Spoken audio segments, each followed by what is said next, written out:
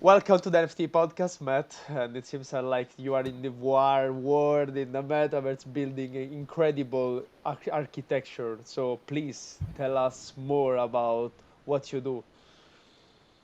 So my business, what I do is we've transitioned from architectural visualization, pivoted into technology. Like we've steered our ship because of COVID into the world of AR and VR environment creation, experience creation.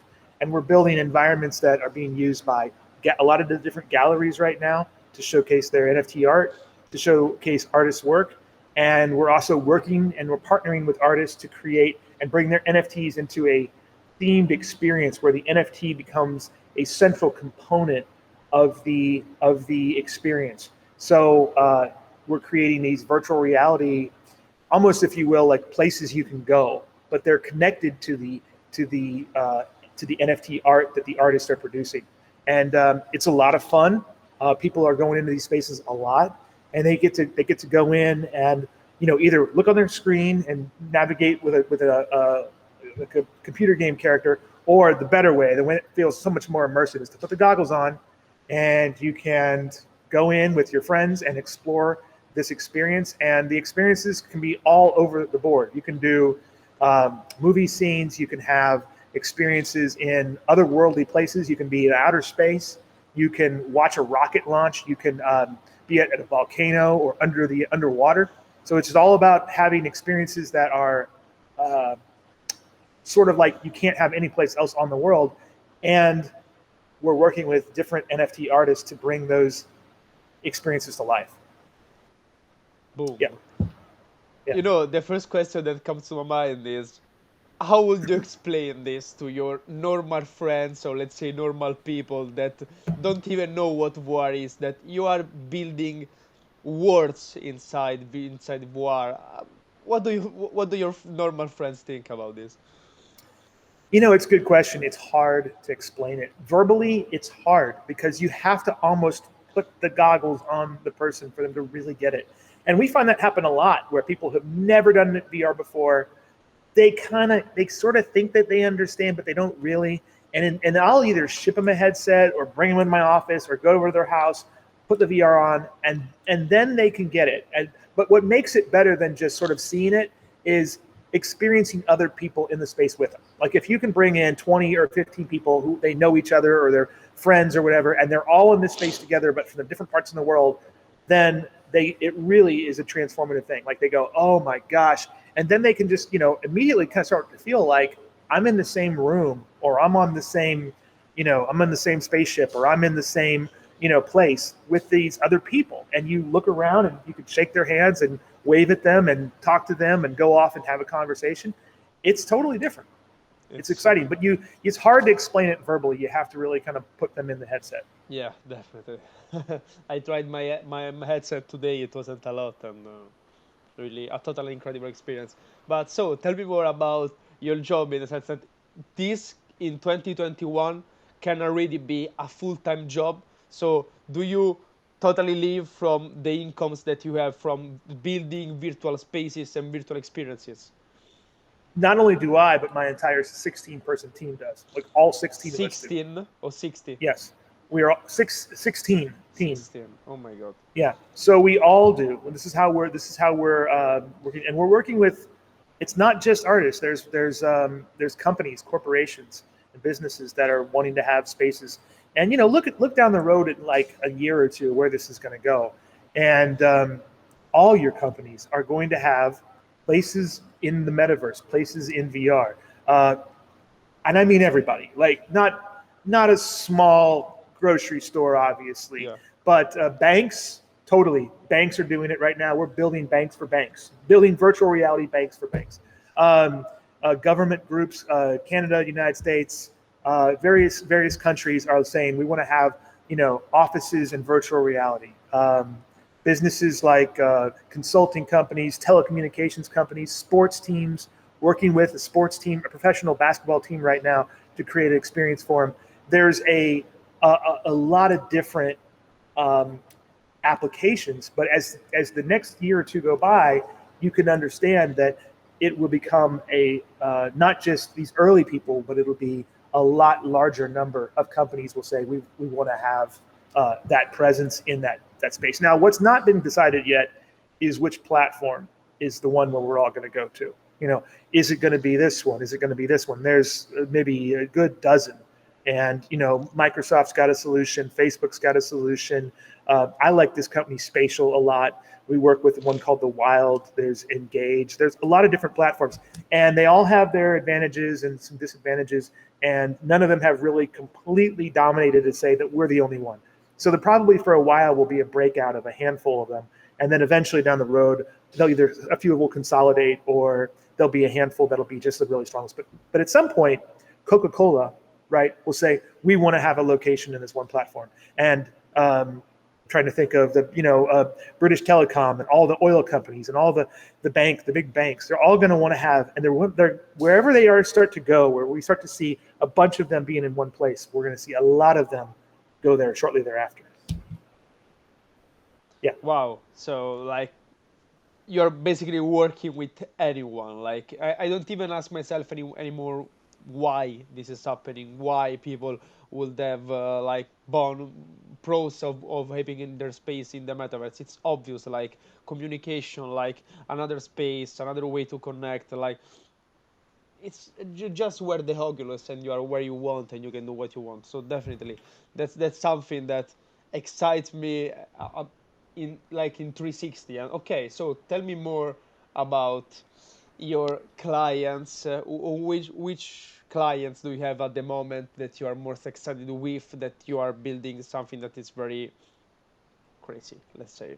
Well, I can tell you some past clients. I mean, we've worked for a big beer brand, Asahi Beverage, where we did. They were using it as a sales tool. Like they wanted to create a sales presentation, and they couldn't bring people in and out of the country because of COVID, and so they shipped the headsets to the people who needed to be there, and they used the virtual reality experience as a sales tool. And we worked with the group A360, which had like 8 pilot projects for smaller businesses, where we worked with all these different pilot projects to take companies to sort of show them how this can work. And some of the companies are definitely want to be quiet. I don't blame them. They want to keep that secret because they have their reasons. But you'd be surprised. Let me just say the highest caliber of organizations you can imagine are definitely exploring and spending money and investing in this technology. The biggest, highest caliber companies you could possibly imagine are totally down for this technology. So it's where, and I didn't expect it, right? I wasn't thinking this was going to happen. I thought we'd get a few clients and find some work and make some money, but I didn't expect to see the types of customers, the types of clients that we do see. But it's across all industries. It's not one. It's not just industrial or manufacturing or retail or hospitality or tourism. It's not just sports or leisure or marketing, retail, business consulting. It's just across the board. So it's exciting, and there's a lot of work out there for a lot of people. I mean, I think that if you look down the road at what will be the case, there'll be worlds to build. I mean, just think of it like this: we're on the planet Earth, right? We've got the buildings and the houses and the facilities for all the companies and all the employees of the Earth. Well, there will be a time when there will be I won't say a duplicate Earth, but there will be a massive, massive virtual reality world online that you'll be able to go to and find. You put your headset on and you're going to go pay your electric bill. You just walk into the electric person, you put your finger down and pay the bill. You want to ask a question about a new appliance or something, you'll go into that appliance manufacturer's virtual reality location, talk to a digital assistant, and then they'll direct you to the information you need. And it'll be artificial intelligent avatar systems with, in some cases real people, and in some cases it'll all be AI. I'm very, very glad for you that you're having like all these experiences on all these clients and you didn't expect in them. So sure, it's something that also came from the boom of the NFTs in the last few months. And it's interesting for me to compare for a second, like the traditional world and the virtual world. So in the traditional world, I need this time and this like cost per hour to build, for example, the office of a company that what's the cost per hour and the time that you need to build a an office, for example, for Coca-Cola or for any other clients that you're going to have or that you had? Yeah, so I mean, we have on our team, we have interior designers and we have architects, and so we're selling services not just in terms of visualization, but also in terms of we'll design it, right? So if you want us to design, we can design, and the process goes. It's really nice because within maybe a week or so, you can see the concept, and then you can go into the VR experience, give us feedback, and then another week or so, and it starts to look really good. So we're talking short time frames, right? Like week and a half, 2 weeks, 3 weeks to develop from just an idea to it looks like a real place. And that's what's exciting. And that's for us. We're finding our customers are comfortable paying us larger amounts than they used to, right? Before, when we were doing just architectural visualization, an architecture firm would come to us and say, we want you to do a visualization of a building or a house or something, and we're going to design it, but we want you to make it look this way. Well, internationally, the competition has been pretty fierce, right? So the costs for ours have been hard to even get because we're all here in Texas, we're all United States, and my team of really talented people who have degrees from colleges in the Texas area or around the area. They have to pay for rent here in the United States. They have to pay for rent for their apartments or houses here in Texas. So it's been tricky. We're finding that the fees we can make on the work in this area are considerably better. I'm not going to say it's consistent because some customers have a bigger budget than others. Bigger organizations tend to have larger budgets, so they can afford a price tag that's bigger than, say, a smaller business. But we're finding big and small businesses are all pretty excited about doing this. In some cases, we're seeing solutions that we can do where we can actually make really profitable opportunities with less work because we're reworking existing designs. We've got this design. A customer says, we like that. We just want to make a few changes. And it's much more economic for us to do that than it is to do a completely from scratch design. Okay, right. So at the actual state of the market, like if you want to photograph the market, can you give me a range of the cost that we'll need, like for the small business to the highest virtual reality world that you want to create, which is like the range at the Well, actual. let me use an example of a friend of mine and this artist I'm working with, Krista Kim. She sold her NFT Mars house for $500,000, and that was a home on Mars. That's one of the higher priced pieces I've seen. That doesn't mean that there aren't going to be more of those down the road. I think there will be. That's towards the high range that I've seen, but that doesn't, like I said, doesn't mean it won't be more expensive down the road. Yeah. I think for a company that wants to get a very elaborate campus, I've talked to some groups that are willing to pay as much as $1 million for a corporate campus. Now, what would it cost to build that in the real world? It would cost $100 million, right? Or maybe a couple $100 million, maybe even $1 billion to build a certain size campus. So can you say that $1 million is a lot? Yeah, it's a lot of money, but is it a lot if I can not have a much smaller corporate campus and offset that with a virtual reality corporate campus that I spend $1 million on? I might be able to save $49 million. So you should say that like it's at least 100 times less expensive than building an equivalent in the physical world. It can be. Now, if let's say a company says, I just want to have a small shop, right? Let's say it's 1,000 square foot shop. We kind of tell everyone on our end that it probably starts at about $10,000 for just basic space. Now, that's still a nice looking space, and you'd be in there, you'd be happy, but that's a fairly basic space. Now, once you go up, you can go up into 20, 30, 50, 100, 200, whatever. But that's kind of the range that we see. Now, when you start talking about art and the NFT world, as you know, you've seen these numbers as well. Things can go different when you start to talk about artistic interpretations of spaces and abstract concepts that are not necessarily a recreation. You're talking about an artistic interpretation of a movie theater. Well, if it's the right kind of experience and it feels right for the client, they might be comfortable with spending $100,000, $200,000, $300,000 for something that is, a brand recognizable experience that when the metaverse really starts to kind of like, crystallize and become the real thing, they want an experience that people come to, that they recognize, and they say, man, we had a party last night at Coca-Cola's Palace or whatever, and it was incredible. The place was just unbelievable. And, I can't wait to go back because I was out with some friends on the balcony overlooking, Walt Disney World's, fireworks thing, and the partnership with this musician who came in and played a set, those kinds of things. So the environments are going to be a question of what does the company see the value of it as. And right now we've seen that number be between $10,000 and $500,000. Yeah. Wow, very interesting. Talking specifically more about the awards that we have got available. So we have got, for example, Special. We've got some new space. We've got the Crypto Voxels. We've got Facebook Horizon. When do you think Altspace? I would throw Altspace in there too. If you're bringing those in there, I would throw Altspace in. Yeah. Okay. And is there someone in particular that you use and why? We like Spatial. Now, I'm not saying we always use Spatial, but we like them. They're really advanced. They're really smart, and I told some people a few weeks ago that they're rolling out a new iteration almost every couple months. So they're talking now about their version 5. Their version 5. Well, their version 3 happened in March.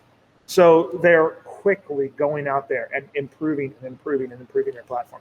Now, there's a trade-off to that, right? There's certainly a trade-off to that constant improvement. One of them might be you're leaving some people behind. You're maybe sometimes less stable because you're doing so many improvements so quickly. But the flip side of that is that when we get to the point where things have started to be established, they are going to be so far ahead, right? And their platform can do so much. So I like them. We like Altspace too. We use Altspace, and my team likes Altspace because it's a platform that lets you create events really well and bring a lot of people in. So you can we threw a party for St. Patrick's Day, and we had 800 people show up for our party. And people were telling me that they were spending 2 hours in virtual reality in this space that we created. And I want to go to brands out there and say, hey, listen, if we can have people in a space that's themed for your brand and people are spending 2 hours in that experience, that should tell you what the opportunity is. And Sonium Space is an NFT. Sonium Space has got NFT sold land, which is really cool. I'd like to see Sonium Space do well. Last time I spent much time there wasn't a big user base. I think there's probably more now, and I need to go back in and look more at it. Crypto Voxels. As a creator, it's a cool platform for an artist, but from a guy who builds 3D and is experiencing stuff in virtual reality, it's not there for that respect. So there's another one called. Oh no! Please go. There's another one called iFrame, which iFrame is really cool. It's new, and it's got it's running on the WebXR. So the nice thing about that is that it's just a web link. It doesn't require any installation. You're just pulling it up, and you can see it on your screen. And you can jump into it in VR. So it's VR and WebXR. The less friction, and the term they use friction, when they use friction, they mean the harder it is to get into the space. So the less friction, generally the better. The easier it is for you to send someone an invite and the 2 of you can jump in there, or the 5 of you can jump in there at the same time, the better. All right.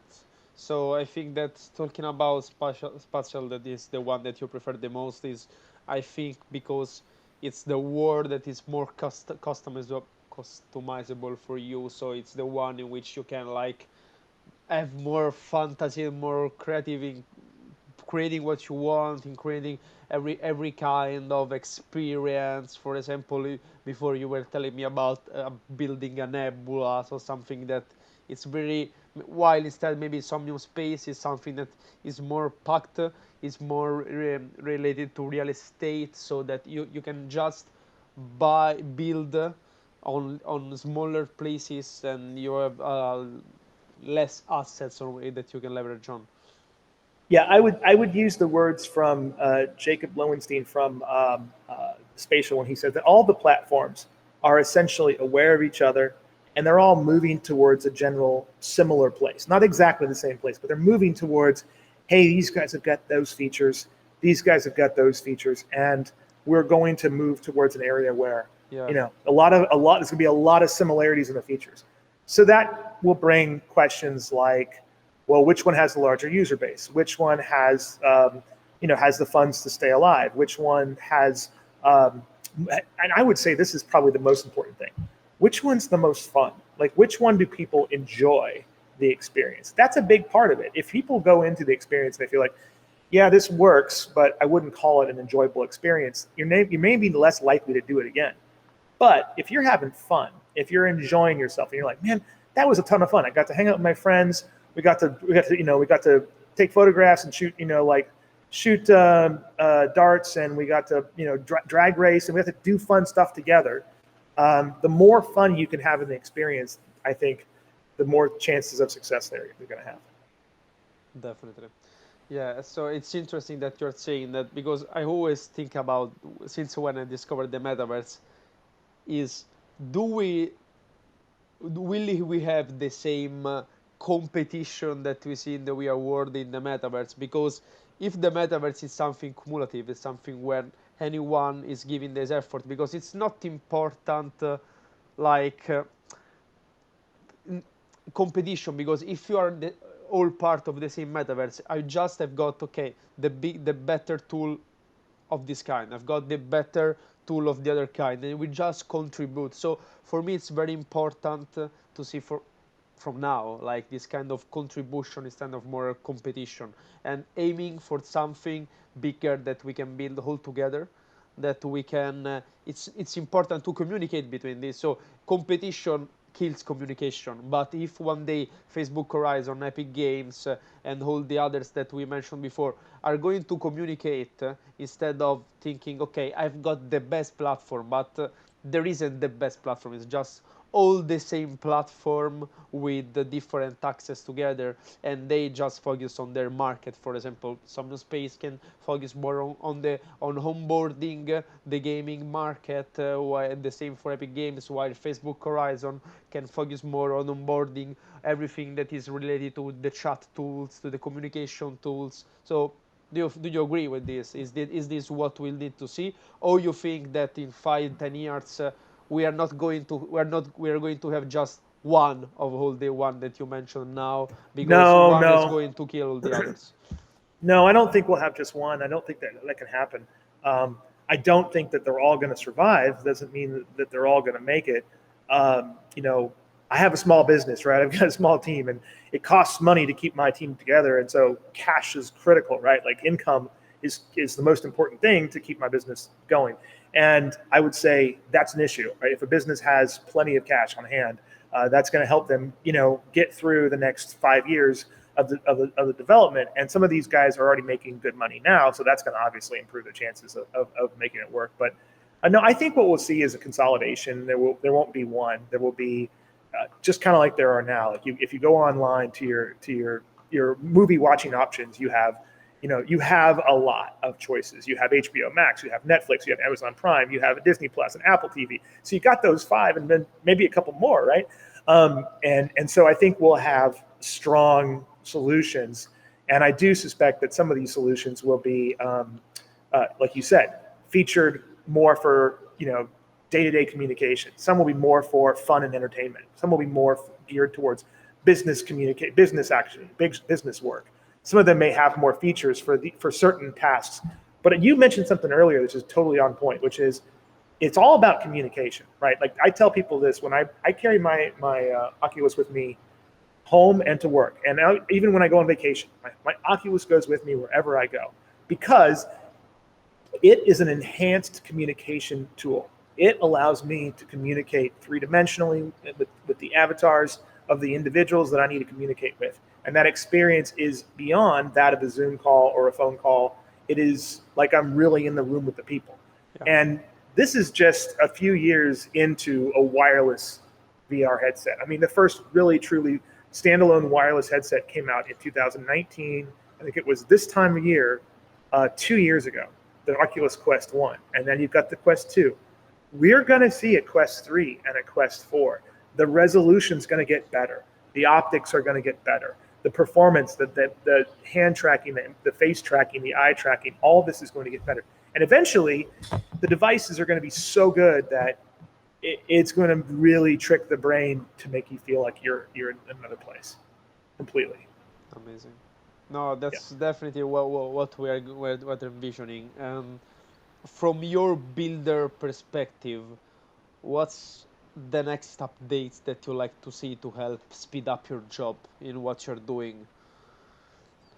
I don't know that we could go much faster. Like the truth is, my team has found, like, this is the thing that we have found that works really well for us. We have found that the faster we can do a feedback loop, we call it a feedback loop. Sometimes we call it an iterative design, like a new version of a design. The faster we can test our concept, the faster we can develop, right? So we're right now at the point where regularly on a normal project, we're looking at it in virtual reality anywhere from 3 to 6 times a day. But if we really wanted to push it, and I have before, if we really want to push it, you can look at a new design 20 to 40 times in a day. So that means that your first version, right, it looks a certain way, and then you check it again after making some adjustments in, say, 20, 30 minutes. You do that again, you do that again, you do that again throughout the day, and you consistently make improvements. The cool thing is that designs can come from early concept, just basic idea, to completely looking awesome in a day or two. And that, I mean, is huge. I don't know, again, I don't know it could go much faster than that. I mean, you'd almost have to do some kind of a neural link where you put something into your brain and it just reads your brain, because at the speed we're at right now, I don't know there's room for it to go much faster. So you say that the speed, you reached the maximum speed with the technology. So the only more speed that you will need, it will be in communicating with your team. So in sharing feedback with your team. That's something that really just with Neuralink could happen, because as Elon Musk said, they say one day maybe with Neuralink we don't even need to communicate, because when you talk, you need to Yeah. think, you need to unpack what you say with your words, and then listen. Then not everything that you say will be understood 100% from the other person in front of you, but when Neuralink will maybe have this. So you're saying basically that in kinds of updates from technology, from your builder perspective, you are more than happy with all the toolkit that you've got now. Yeah, working with architects. Yeah, I have a degree in architecture. I've been working with architects since 1997. That's when I started doing my first internship, and I worked with some big firms. And then I started my own company after just a few years. But working with architects all over the country, all over the world, on 3,000 projects, I know the speed at which development occurs, and it's getting faster and faster. There's no doubt. Today the design speed is faster than it was 20, 23 years ago, and I'm sure 23 years ago was faster than it was 20 years before that.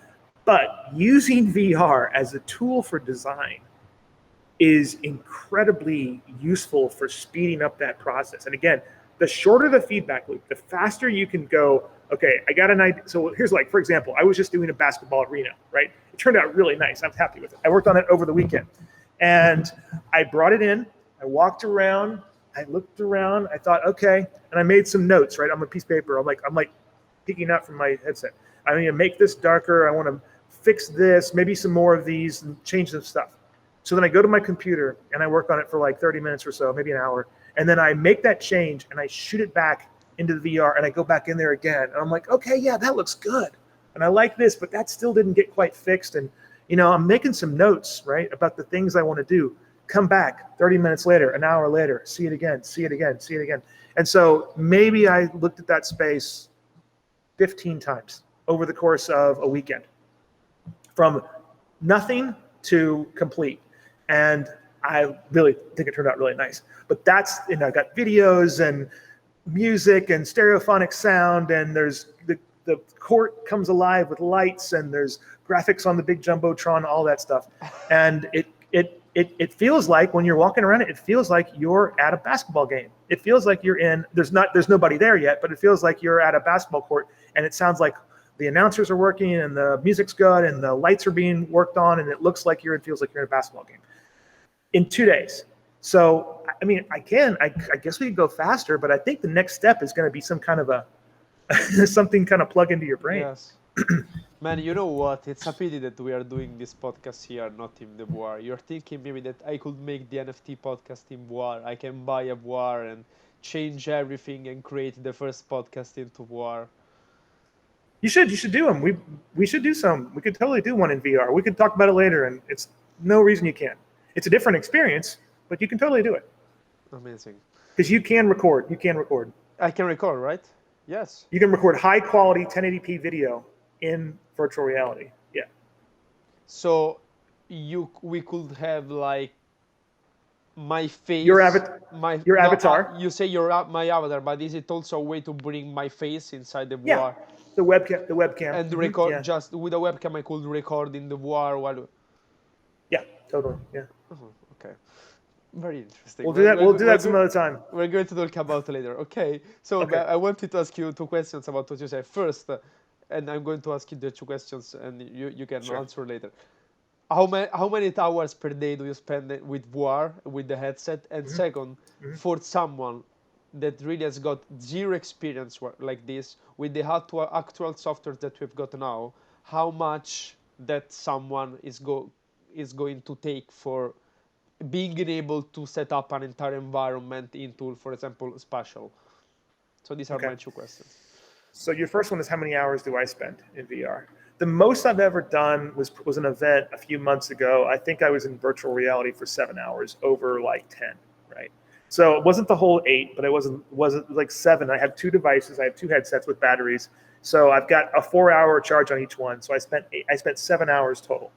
And at the end of it, I didn't feel like dizzy or nauseous, but I definitely would say I'm not used to standing, right? And because I was standing the entire time, so I'm not used to standing for 7 hours. And I noticed that just standing around, walking a little bit, was harder on my back. So physically, I was kind of like a little exhausted because I was just like, I'm standing. I should have sat in a stool the whole time, but I like to walk around in virtual reality. So you didn't move with the controller. You really move in your space. I do both, right? I walk around a little bit, and then I use the teleport too. So walking gives you a little bit of fine control. If I just want to move forward like a foot or 2, it's easier to do that walking. But if I want to teleport a long distance, if I want to go like 100 feet, I teleport. But if I'm just going to walk like 5 feet or 2 feet, I prefer to walk. So that was the answer to your first question. 7 hours. Most of the time, most days, these weeks, I'd say I'm in virtual reality anywhere from about an hour to 3, on a given day. So a big day would be 3, a small day would be an hour. But I'll still go into virtual reality probably 4 to 6 times a day, even on a slow day. And then on a busy day, I'll have maybe 10 or so visits in virtual reality, lasting anywhere from about 15 minutes to, in some cases, like 45. Wow, man! I'm thinking that like you are with that set. So okay, this is my normal world, my everything it is around me, and then like superpowers, and you enter this multiple times per day. Like you've got Do you feel that you start to have like 2 lives in this, two different lives? Like one in virtual reality and one in physical. No, but I would say this. I feel like I let myself, I'm kind of a kid who like to always imagine, as most people who work here are kind of creative artists and imagination kind of guys. And as a kid, I always like to just let my imagination go. So I didn't really stress about, does this seem real or not? So when I'm in virtual reality, I feel like it's real, right? Even though I know it's not, I let myself think I'm really there. And that makes it more enjoyable for me to feel like, hey, I'm really here. And that isn't like 2 lives, but it's like a portal to another world, right? The goggles become a chance to go to another world whenever I want. And this is the part that's cool, being the guy, my team would agree. This is the part that's cool. Because we build these worlds, and we can go to them whenever we want to, and we can craft them and change them, it feels like you're in control of your own little fantasy world. And it's not just like a screen. It's not just like a picture where, it's like an artist who does work on a picture is totally cool, and I appreciate the work they do. And I've got some very, very talented friends and artists that are incredibly talented artists. But it's not like you're just looking at a picture. When you're creating these spaces, you're creating what feels like a world, and then you go into it. And especially if you add music and sounds and the lighting and the videos and the elements that bring life to it, like water and fire and wind and things like that, it can feel like I'm really in this other world. So that's the part that's fun. Your question about people who want to Yes, get the into question it. about like I'm someone or anyone that is listening here that could be an architect, an engineer, or Yep. anyone Yeah. interested in this. Like, is there a path, for example, not an academy, a course, a tutorial, or something that you suggest? And how much do you think that to have a good product, in a sense, to have a good environment set, or just to arrive at the level that, okay, I imagine something, of course, not something very difficult, but something basic, and I'm able to recreate it during the day in my environment. What's your path you would suggest to a 20 years old or anyone that wants to join this? I can help with that, but let me just start by saying that, I'm 47 years old, and I started doing computer graphics when I was in second grade. So 40 years ago. So I've been doing computer graphics for 40 years. Not the same level, but I've been doing it for that long. So that's the long time, right? That's a long time. So I feel like that kind of helps a little bit. I've been working with the program 3D Max, which is our primary program. I've been working with that program for 24 years. So I've had a lot of experience with the program, the key program that makes this possible. Now, there's a good program out there if you're interested in getting into this that I'd highly suggest, and that is called Blender. And Blender is a free, I think it's still free, a free 3D program, and you can do almost everything you need to do in Blender. You don't need to go outside to build this experience. You want to export a GLB, and you could also bring in an FBX and an OBJ file. And I like spatial because it's easy to bring your files in. It's really easy to bring your environments in. Now, you can go into AltSpace. It's a little bit more process. You got to go through Unity. You can bring it into Arthur. There's a program called Arthur that you can bring in a GLB. Some other platforms have various levels of difficulty in getting the files in, but spatial is one of the easiest ones. You can drag it into the environment, place it in your scene, and you're there. So if you can build it in a program, you can bring it in and see it really quick. It'll take a little while to get good at that program. I mean, 3D artists are professional, artists. They often study in college for 3 years or 4 years, and if they do that, they spend a lot of time in perfecting their game, perfecting their skills. It takes some time, so it's not something that just anybody can produce. Yeah. Incredible graphics immediately. That said, if you get into Blender and you want to teach yourself, there are some free online courses on YouTube. There's a program called XR Bootcamp, which you can pay for. Tutored classes basically that give you the ability to learn online, and you can learn specific tracks. So learn how to build and do lighting for 3D models, and then bring the experiences into spatial, and then you're good to go. Does that help answer?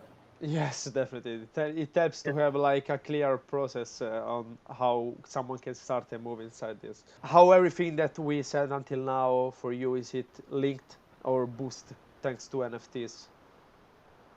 It's going to boost NFTs. No question, NFTs are going to be more important, and the VR is going to be a driver of that. Now, whether or not it's a linear drive, I don't know. I can say that. I don't know that I can. But I would say that look down the road, okay, and imagine how important NFTs are going to be to the VR experience, and vice versa, right? They are practically best friends. They are going to need each other and help each other, because you do need the ability to say, I bought this one painting or this one sculpture, and this is the only one. Now come to my cool club and check out this awesome thing that is the only one of its existence, and it's in my VR environment. In addition to that, having a sculpture as an NFT is cool, but until I can get that NFT into a place that I can bring a lot of people in to enjoy it and show it off, it's only so cool if I have to go to a website and I have to scroll across a bunch of stuff to see it. If I can now go to this place, by the way, sponsored by Coca-Cola, right? Or sponsored by such and such, that then makes these NFTs so much more important and valuable. I think that together there's a long road ahead, and so I think spatial's. So it's the experience that you create around it. It's not just the NFT, but you need to create an experience around these NFT that you're going to exhibit. I can see right now, I can already tell that there will be a lot of people who will be building a second home in virtual reality, a second property. Whether it's on Sonium Space or whether it's in spatial or AltSpace, they're going to build a second place. Why? Because They can break every rule they want there. They don't have to worry about gravity. They don't have to worry about a plumbing permit. They can build whatever they want. And it can be on the moon or on Mars or in space or whatever. But if they want those places to be awesome, then having great art, having great sculpture, having great experiences are going to go hand in hand. So yeah, I mean, bringing their artwork into the environment and making the experience more immersive, totally, 100%. Amazing. Yeah. Can't wait to have Yeah. my home into the virtual world. Yeah. I really can't wait. Get your own space. Thanks for coming to this podcast, really, and make me envision so many stuff. You've got the experience, the skill, and you've got an amazing team on which you are building this project. I can't wait to see what you're going to do next, but no spoiler for now.